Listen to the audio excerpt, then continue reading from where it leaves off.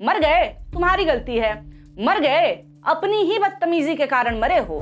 अश्विनी वैष्णव जब से मंत्री बने हैं 200 से ज्यादा ट्रेनों के एक्सीडेंट हो चुके हैं। धार्मिक आयोजनों और भगदड़ का पुराना इतिहास है। ऐसा नहीं है कि भगदड़ पहले नहीं हुए हैं। हाँ, लोगों की मौत पर इतनी घटिया राजनीति पहले कभी नहीं हुई थी। उगाही ऐसी कि सरकार को टिकट कैंसिलेशन से 2017 से 22 के बीच 9,000 करोड़ रुपए मिले हैं। फिर भी ये कहते हैं कि रेलवे घाटे में है।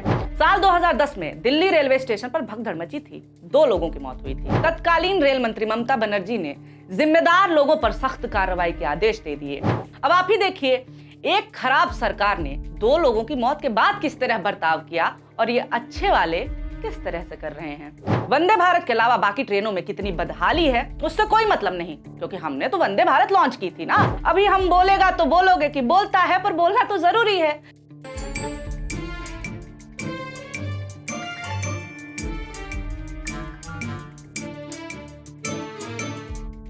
नमस्कार, मेरा नाम है निवेदिता शांडिल्य और आप देख रहे हैं पॉलिटिक्स। भाई, अश्विनी वैष्णव नेवर फेल्स। अरे नेवर फेल्स टू डिसअपॉइंट। निराश करने के मामले में ये कभी निराश नहीं करते। अश्विनी वैष्णव रेलवे के इतिहास में सबसे ज्यादा याद किए जाएंगे। रेलवे की बर्बादी के लिए, मौतों के लिए। अब बदनाम हुए तो क्या नाम ना होगा। बात तो सही है। किसी ने सोचा न था कि रेल के डिब्बे ताबूत बन जाएंगे। लोग अब ट्रेनों में सफर नहीं करते हैं, सफर करते हैं अंग्रेजी वाला। अश्विनी वैष्णव जब से मंत्री बने हैं 200 से ज्यादा ट्रेनों के एक्सीडेंट हो चुके हैं। पिछले 5 सालों में 351 लोग रेल दुर्घटनाओं की बलि चढ़ चुके हैं। गलती कभी माननी नहीं है। क्यों मानना है? इनका ये बोलना ही काफी होता है कि साजिश हुई है। फिर सोशल मीडिया पर अंधभक्त एक समुदाय के खिलाफ नैरेटिव गढ़ने में लग जाते हैं। जनता तक मीडिया यही नैरेटिव पहुंचा देता है। बात खत्म, मुद्दा खत्म, भाड़ में जाएं पीड़ित। गजब की क्रूरता है ये। जी हाँ, जिस तरह से आम लोगों के लिए प्रशासन के निकम्मेपन की वजह से रेलवे मौत का जाल बन गया, वो क्रूरता ही है। गलतियों से ना सीखना, क्योंकि मरने वाले लोग आम लोग हैं, क्रूरता ही है। ये हादसे नहीं है, हत्याएं हैं। कुंभ में हुए भगदड़ पर हमने एक रिपोर्ट तैयार की थी और बताया था कि कैसे ये धार्मिक हत्याएं हैं। देश में धार्मिक हत्याओं का कोई जिम्मेदार नहीं माना जाता, क्योंकि धर्म के लिए इतनी कुर्बानी तो देनी ही पड़ती है।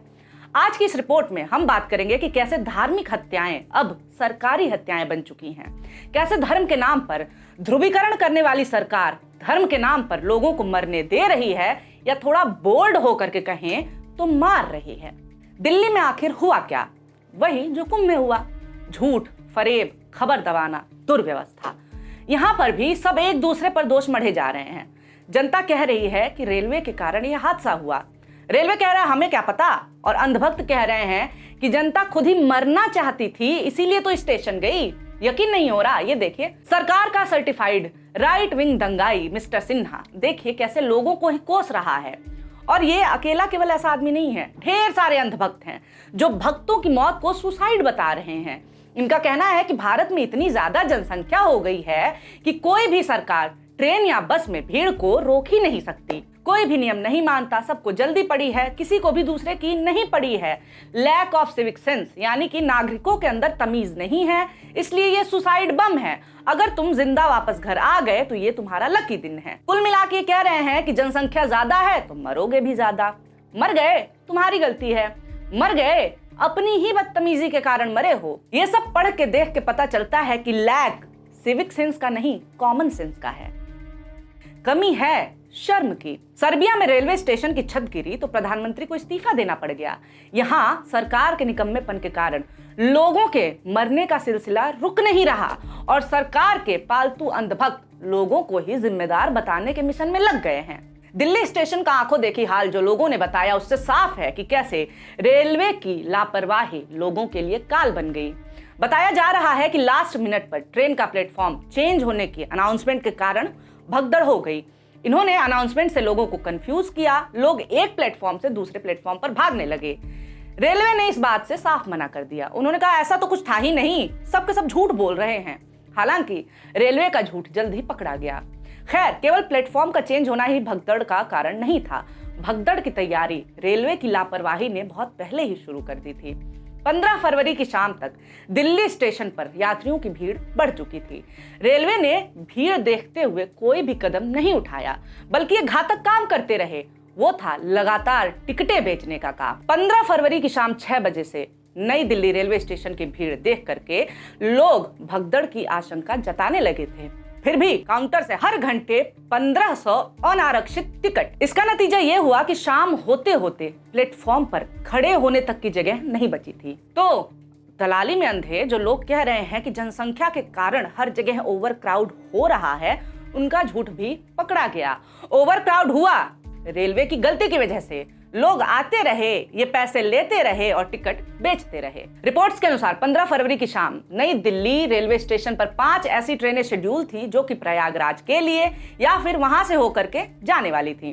Prayagraj express, Prayagraj special train, Magadh express, स्वतंत्रता सेनानी express, Bhubaneswar Rajdhani express. Prayagraj express में जनरल कोच की संख्या 2। इन 2 कोच में अधिकतम यात्री आ सकते थे 250। स्वतंत्रता सेनानी एक्सप्रेस में जनरल कोच की जगह सेकंड सीटिंग अनारक्षित कोच थे 4, जिसमें यात्री आ सकते थे कुल 400। मगध एक्सप्रेस में जनरल कोच की संख्या 2, जिसमें यात्री आ सकते थे कुल 250, 250। वहीं भुवनेश्वर नई दिल्ली राजधानी एक्सप्रेस में जनरल का डिब्बा ही नहीं होता। तो चलिए अब हिसाब लगाते हैं। 250 प्लस 400 प्लस 250 यानी कि 900। कुल मिलाकर के 15 फरवरी को जो भी ट्रेनें शेड्यूल थी उनमें 900 लोग ही आ सकते थे ज्यादा से ज्यादा। और टिकट कितने बेचे गए? हर घंटे 1500। अब बताइए जिम्मेदार कौन है?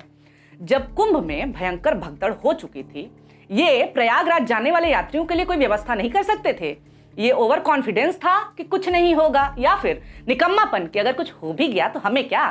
फिर ये कहेंगे कि साजिश है, देशद्रोहियों की साजिश है, ये हमारी तो गलती ही नहीं है। अब आते हैं रेलवे की घातक अनाउंसमेंट और उससे जुड़े झूठ पर। रेलवे स्टेशन पर मौजूद लोगों ने कहा कि लास्ट मिनट पर अचानक से ट्रेन के प्लेटफॉर्म बदलने की घोषणा हुई, जिसके बाद लोग एक प्लेटफॉर्म छोड़ करके दूसरे के लिए भागने लगे। इसी के बाद भगदड़ शुरू हो गई। अब आप बताइए, जिस ट्रेन के लिए लोग प्लेटफॉर्म नंबर 14 पर इंतजार कर रहे थे, अचानक उसके प्लेटफॉर्म नंबर 16 से निकलने की घोषणा हो तो क्या होगा? वही हुआ जो होना था, लोग 14 से 16 की ओर भागने लगे। अब आप ही बताइए कि गलत अनाउंसमेंट करने वाले की गलती है या फिर उस अनाउंसमेंट को मानने वाले की? कोई भी सामान्य बुद्धि का आदमी तो यही कहेगा कि गलत अनाउंसमेंट ही गलती है, मगर नहीं, रेलवे और इसके अधिकारी लोगों पे ही दोष मढ़ने लगे। कहा लोगों की गलती है, हमने गलत अनाउंस नहीं किया था, इन्होंने गलत ही सुना था। ना केवल भगदड़ के दिन इन्होंने लोगों को चकरघिन्नी बना के नचाया, बल्कि घटना की जिम्मेदारी किसकी है इस पर भी ये सबको गोल गोल घुमाने लगे। पुलिस कुछ और कहने लगी, रेलवे कुछ और कह रहा था, और नेता लोग तो कॉन्स्पिरेसी थ्योरी बनाने में लग गए थे। दिल्ली पुलिस ने कहा कि प्रयागराज नाम से 2 ट्रेन थी, इनमें से एक स्पेशल के प्लेटफॉर्म 16 पर पहुंचने का अनाउंसमेंट हुआ। तब प्लेटफॉर्म 14 पर प्रयागराज मगध एक्सप्रेस खड़ी थी। जो यात्री 14 पर जा रहे थे वो अनाउंसमेंट सुनकर के 16 की तरफ भागे, यानी कि लोगों को कंफ्यूजन हुआ था। उत्तर रेलवे के सीपीआरओ ने कहा कि प्लेटफॉर्म 14-15 के फुटओवर ब्रिज पर एक यात्री का पैर फिसला और उससे स्थिति बिगड़ी। यानी अनाउंसमेंट का तो यहाँ पे कोई सीन ही नहीं है, आदमी गिरा इसलिए भगदड़ हुई। अब आप सुनिए, केंद्रीय मंत्री सुकांत मजूमदार को उनके पास आला कमान का दिया हुआ पुराना स्क्रिप्ट था। अरे वही, जैसे ही गलती अपनी हो साजिश वाला एंगल निकाल दो। मंत्री जी का कहना है कि भगदड़ की फर्जी खबर फैलाने के एंगल से भी हम जांच कर रहे हैं। बालासोर रेल दुर्घटना याद है आपको, जिसमें लगभग 275 लोगों की मौत हो गई थी और 1000 से ज्यादा लोग घायल हुए थे। उसके बाद भी इन्होंने सेम स्क्रिप्ट ही पढ़ा था। दुर्घटना हुए 48 घंटे भी नहीं हुए थे कि केंद्रीय रेल मंत्री अश्विनी कुमार वैष्णव ने ट्रिपल ट्रेन टक्कर के पीछे संभावित आपराधिक कोड का संकेत दे दिया। कहा हम तो इसकी सीबीआई जांच कराएंगे। कुंभ में भी तो यही स्क्रिप्ट फॉलो किया गया था। रेलवे, पुलिस और नेताजी के झूठ का पर्दाफाश आरपीएफ ने ही कर दिया। भगदड़ क्यों हुई इसको लेकर के आरपीएफ ने रिपोर्ट सौंपी है। रिपोर्ट में पाया गया है कि अनाउंसमेंट में गड़बड़ी के चलते ही भगदड़ हुई थी। आरपीएफ ने घटना के एक दिन बाद यानी 16 फरवरी को दिल्ली जोन को एक रिपोर्ट सौंपी है। इसमें बताया गया है कि 15 फरवरी रात करीब 8:45 पर घोषणा की गई कि प्रयागराज जाने वाली कुंभ स्पेशल प्लेटफॉर्म नंबर 12 से रवाना होगी। कुछ देर बाद एक और घोषणा की गई कि कुंभ स्पेशल ट्रेन प्लेटफॉर्म नंबर 16 से रवाना होगी। इसके बाद ही भगदड़ की स्थिति पैदा हुई। रिपोर्ट में बाकी गड़बड़ियों का भी खुलासा किया गया है। रिपोर्ट में बताया गया है कि रेलवे सुरक्षा बल के जवानों की तैनाती संतुलित नहीं थी, जिससे भीड़ को काबू करने में मुश्किलें आईं और स्थिति बिगड़ गई। वहीं इंडियन एक्सप्रेस की रिपोर्ट के मुताबिक रेलवे ने घटना से 2 घंटे पहले यानी 15 फरवरी को 1 घंटे में 2600 जनरल टिकट बेचे थे। इन्होंने न केवल कुंभ की भगदड़ से सबक नहीं ली, बल्कि कुंभ की तरह ही यहाँ भी जिम्मेदारी लेने की जगह जनता को ही कोसने में लग गए। ऐसे हादसों के बाद क्या होना चाहिए, चलिए मैं बताती हूँ। साल 2010 में दिल्ली रेलवे स्टेशन पर भगदड़ मची थी, 2 लोगों की मौत हुई थी। इसके बाद क्या हुआ? क्या साजिश वाला एंगल ढूंढा गया? क्या जनता को ही जिम्मेदार ठहराया गया? नहीं। रेलवे अधिकारियों ने मीडिया को बयान देकर के बताया कि ट्रेन के अचानक प्लेटफॉर्म बदलने के कारण भगदड़ हुई। रेलवे ने तुरंत जांच के आदेश दिए। तत्कालीन रेल मंत्री ममता बनर्जी ने जिम्मेदार लोगों पर सख्त कार्रवाई के आदेश दे दिए। मृतक और घायलों के लिए सहायता राशि की भी तुरंत घोषणा की गई। सेंट्रल रेलवे ने यह निर्देश दिया कि आखिरी वक्त में ट्रेनें प्लेटफॉर्म चेंज नहीं करेंगी। देखिए जरा, जो सरकार इनके लिए इतनी बुरी है कि इनके हिसाब से उसने देश बर्बाद कर दिया, उसने ये किया। और ये क्या क्या कर रहे हैं, अब आप ही देखिए। एक खराब सरकार ने 2 लोगों की मौत के बाद किस तरह बर्ताव किया और ये अच्छे वाले किस तरह से कर रहे हैं। अभी हम बोलेगा तो बोलोगे कि बोलता है, पर बोलना तो जरूरी है। रेलवे में हमने सुधार किया है, ये बोल करके सबूत के नाम पे ये वंदे भारत ट्रेन को आगे कर देते हैं। वंदे भारत के अलावा बाकी ट्रेनों में कितनी बदहाली है उससे कोई मतलब नहीं, क्योंकि हमने तो वंदे भारत लॉन्च की थी ना। क्या मतलब है इसका? केवल लग्जरी ट्रेनों पर ही सरकार का फोकस है। उगाही ऐसी कि सरकार को टिकट कैंसिलेशन से 2017 से 22 के बीच 9000 करोड़ रुपए मिले हैं, फिर भी ये कहते हैं कि रेलवे घाटे में है। वरिष्ठ नागरिकों का डिस्काउंट यही बोल करके तो इन्होंने बंद किया था कि रेलवे घाटे में चल रहा है। आम जनता जिन ट्रेनों में सफर करती है उन पर सरकार का कोई ध्यान ही नहीं है। भीड़ जुटती रहे, मारामारी होती रहे, हमें क्या, हमने तो वंदे भारत लॉन्च की थी। खत्म जिम्मेदारियां। धर्म के नाम पर भक्तों को इकट्ठा करने वाले लोग भक्तों का ख्याल रखना जरूरी नहीं समझते हैं। बुला तो लिया, मगर रखोगे कहां? ये लोग आएंगे कैसे, जाएंगे कैसे, इससे कोई मतलब नहीं। हाँ, महाकुंभ हमारे राज्य में हो रहा है, इस बात की बड़ी बड़ी डींगे जरूर हाँकी जाएंगी। धार्मिक आयोजनों और भगदड़ का पुराना इतिहास है। ऐसा नहीं है कि भगदड़ पहले नहीं हुए हैं। हाँ, लोगों की मौत पर इतनी घटिया राजनीति पहले कभी नहीं हुई थी। अब ये मत समझ लीजिएगा कि हम धर्म को भगदड़ का कारण बता रहे हैं। भारत जैसे देश में धर्म के नाम पर सबसे ज्यादा भीड़ इकट्ठी होती है या की जाती है। भीड़ इकट्ठी तो कर लेंगे, मगर सुविधाएं नहीं देंगे। दुर्व्यवस्था के कारण भीड़ घातक हो जाती है। व्यवस्था होती भी है तो केवल बड़े लोगों के लिए, नेताजी लोगों के लिए, मंत्री जी लोगों के लिए। इसीलिए तो आप खुद ही चेक कर लीजिए, मरने वाले लोग कौन हैं? आम लोग हैं। एक भी बड़ा आदमी इन भगदड़ों में आपको फंसा हुआ नहीं मिलेगा। जनता का क्या है, वो तो मरने के लिए ही पैदा हुई है। 80% भगदड़ धार्मिक आयोजनों में ही होते हैं। राष्ट्रीय अपराध रिकॉर्ड ब्यूरो के आंकड़ों के अनुसार 2000 से 2013 तक भगदड़ में लगभग 2000 लोग मारे गए।